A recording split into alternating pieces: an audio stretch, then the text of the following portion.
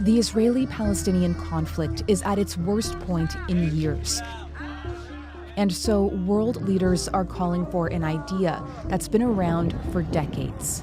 We need to renew our resolve to pursue this two-state solution. We must never lose sight of how essential the two-state solution is. To live side by side in two states. A two-state solution. Two-state solution. The two-state solution means the creation of an independent Palestinian state that would coexist alongside Israel.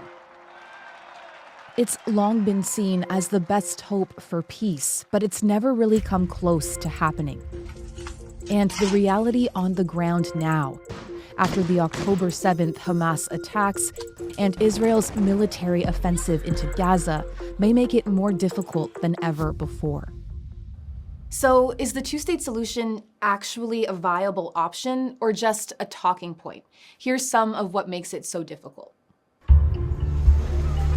One of the first big challenges is what would the borders of a Palestinian state even look like?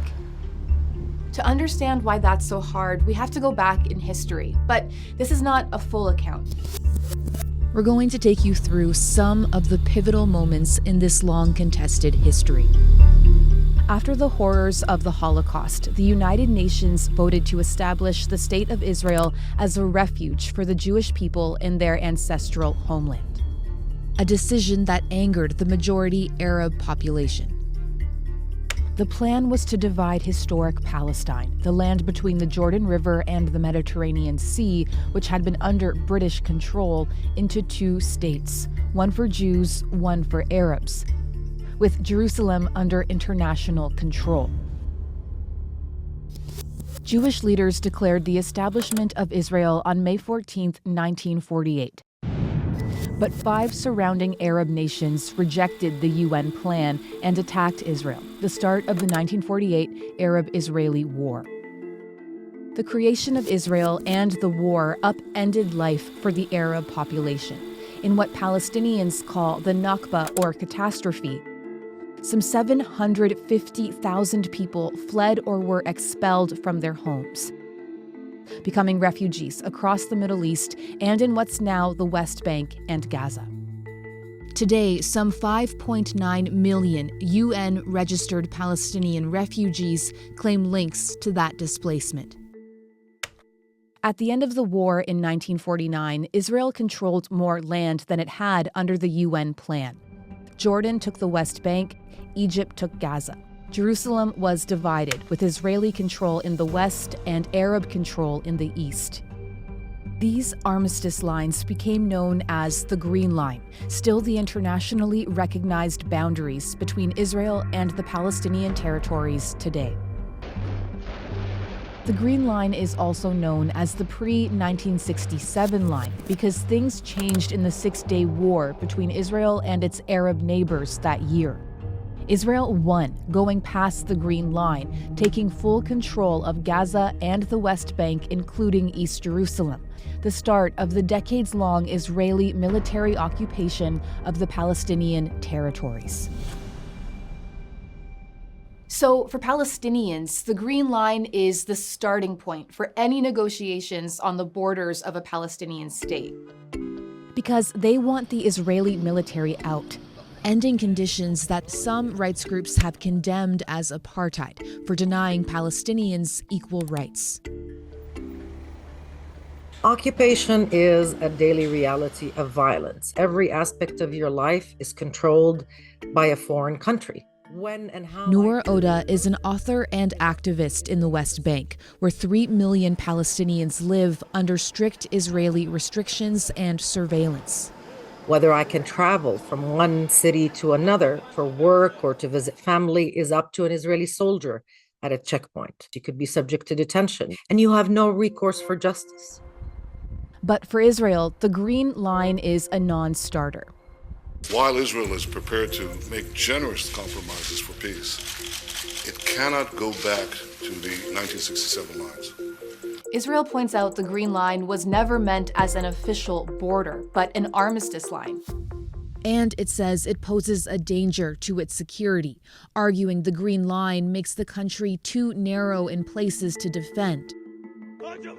Its security fears heightened after Hamas militants stormed into Israel on October 7th. Armies of terror, if you wish, the Hamas, Islamic Jihad, Hezbollah, the Houthis, they're all basically attacking Israel militarily. This is an unbearable situation for Israel. It's an unbearable situation for any state in the world. Israel also doesn't consider the West Bank an occupied territory, but a disputed one. Israeli officials call it by its biblical name, Judea and Samaria, home of the ancient Jewish heartland. So there's a fundamental disagreement on what the borders should look like, and that creates a lot of other challenges to the two-state solution. These are one of them, Jewish settlements supported by Israel all across the occupied West Bank. Closed-off communities where more than 500,000 Jewish settlers now live, built on land internationally recognized as Palestinian.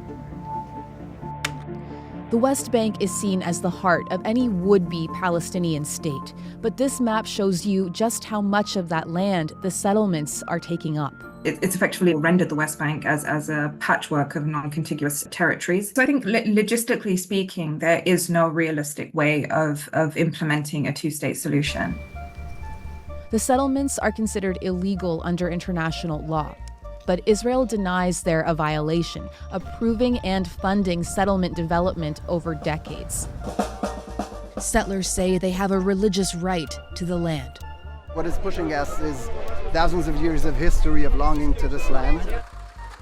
But for many Palestinians, the settlements have meant forced displacement, a loss of resources, even violence, with some extremist settlers targeting and intimidating Palestinians in sometimes deadly attacks. الحرب اللي تغير صار يجي على البيوت علينا، ما كان يجي على البيوت. صار يجي على البيوت يهاجم الناس في البيوت. Extremist settler violence carried out with impunity, settlement expansion, all make it harder, not easier, for Israel to achieve lasting peace. Despite international pressure, Israel has approved plans to build thousands of new settlement homes. And then there's the issue of occupied East Jerusalem, a bitterly contested place home to holy sites for Jews, Muslims, and Christians. If people can acknowledge that all sides have legitimate claims, whether they're national or religious, then there might be hope. Instead, Jerusalem has often been the scene of violent confrontations, and many of them have happened here. To Jews, this is Temple Mount, where ancient Jewish temples once stood. Just outside is the Western Wall, a sacred prayer site, the holiest place in Judaism. To Muslims, this same place is called the Noble Sanctuary, home to the Al-Aqsa Mosque and the Dome of the Rock, where Muslims believe the Prophet Muhammad ascended to heaven. Palestinians see East Jerusalem as the capital of any future Palestinian state. It's considered part of the occupied West Bank under international law. But Israel claims all of Jerusalem as its unified and eternal capital. Jerusalem has been the capital of the Jewish people for the past 3,000 years. There have been settlement disputes in East Jerusalem too, and battles over land that have displaced Palestinian families. You are stealing my house. And if I don't steal it, someone else is going to steal it. No! With settlers filing lawsuits for land they say belonged to Jews before the 1948 war. Palestinians say it's all part of an effort to push them out of the holy city. Jerusalem's future necessarily requires sharing as opposed to the dominance of one group. That is a recipe for continued violence. So a two-state solution would require some kind of agreement on the status of Jerusalem, and that has been a major hurdle in the failed peace talks of the past. Another day of protest and violence on the West Bank. In 1987, Palestinian anger over decades of occupation triggered the first Intifada, or uprising. It started out with protests and boycotts before turning violent. The Israeli military cracked down. More than 1,000 Palestinians and 160 Israelis were killed. But as the violence was going on, something extraordinary happened. The two sides started secret talks, leading to what seemed like a big breakthrough. The signing of the first Oslo Accord in 1993. Today, the formal end of the long blood feud between Israelis and Palestinians. A moment when hopes for peace and a Palestinian state were high. Yasser Arafat's Palestine Liberation Organization recognized Israel's right to exist in peace. Israeli Prime Minister Yitzhak Rabin agreed to the creation of the Palestinian Authority to run parts of the West Bank and Gaza. That was unimaginable just less than a year before. As Israel's deputy foreign minister at the time, Yossi Beilin helped start those secret negotiations. But on the other hand, I was very worried. The picture which I saw was a picture of a peace treaty signed by two enemies. While this was not the case. That's because Oslo didn't actually solve tough issues like Jerusalem or what would happen with Palestinian refugees. All that was supposed to be worked out later, but it never was. And attacks from extremists on both sides made everything harder. The prime minister with a vision for peace, dead. Rabin was assassinated by a far-right Israeli student. And Hamas, founded in the First Intifada, launched a wave of suicide bombings in Israel. In 2000, Arafat and then Israeli Prime Minister Ehud Barak tried to salvage things, but they got nowhere. When we've seen these repeated failures time and again, you have total, not just distrust, but even despair. Frustration over the failed peace process set the stage for this, the even deadlier Second Intifada. Once again, Israelis and Palestinians fought in the West Bank and Gaza Strip. Suicide bombings and attacks targeted Israelis. Israel deployed military force against Palestinians. 3,200 Palestinians and 1,000 Israelis were killed. The Second Intifada put the conflict on an even darker path, making many feel peace was impossible. Israel, shaken by the attacks, built a separation wall, added more checkpoints, more restrictions on Palestinian movement. So the failure of the peace process brought hopes crashing down, pushing the two sides even further apart. And that's reflected in their leaders today, leaders who experts say pose another hurdle to a two-state solution. Israeli Prime Minister Benjamin Netanyahu came to office for the first time in 1996 as a critic of the Oslo Accords. While at times Netanyahu has expressed support for the two-state solution, he's also repeatedly argued against it, saying it would endanger Israel's security. It will not give us peace, it will bring terror closer. ואני אכן גאה על כך שמנעתי את הקמתה של מדינה פלסטינית. Netanyahu's latest government is also considered the most ultra-nationalist in Israeli history. A fragile coalition propped up by far-right cabinet ministers, Itamar Ben-Gvir and Bezalel Smotrich, both settlers in the occupied West Bank who deny the existence of Palestinians as a people.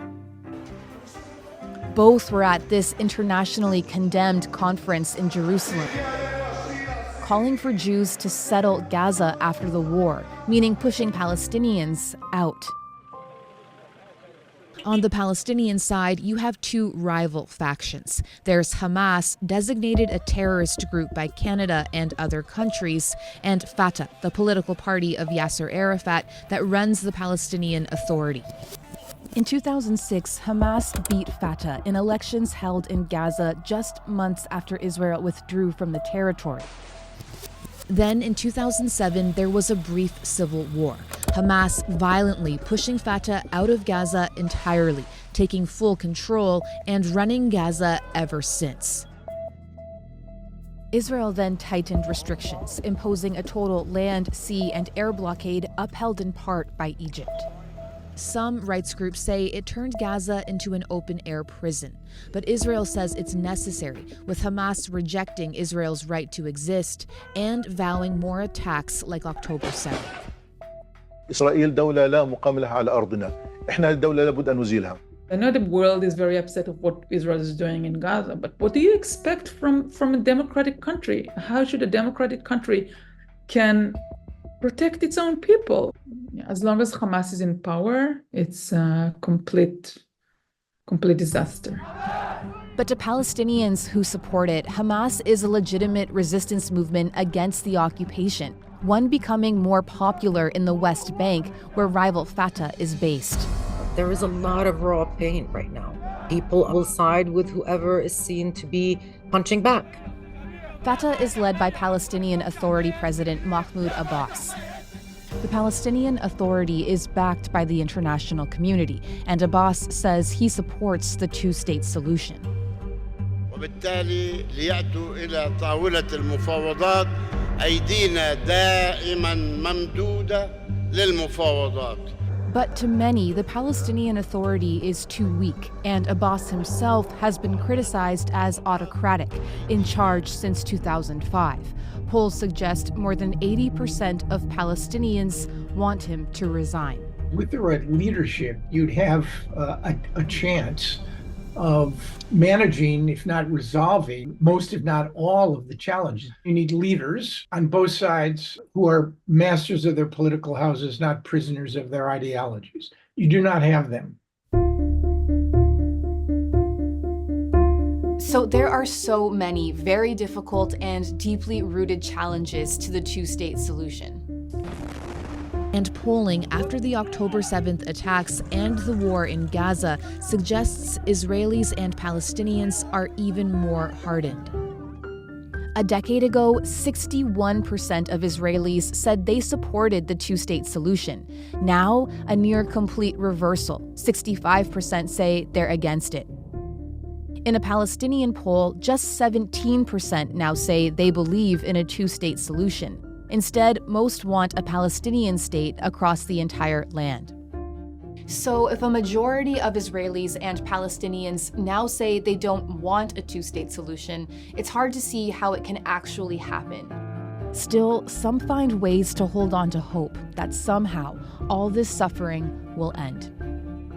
Even at such a tragic crisis, new opportunities are created. I'm a Palestinian. We don't have the luxury of not having hope. It won't take too long before people will get back to their senses. In the end, Palestinians will have a chance to be free. Whether I see it or not, I hope I'm that lucky, but I don't know.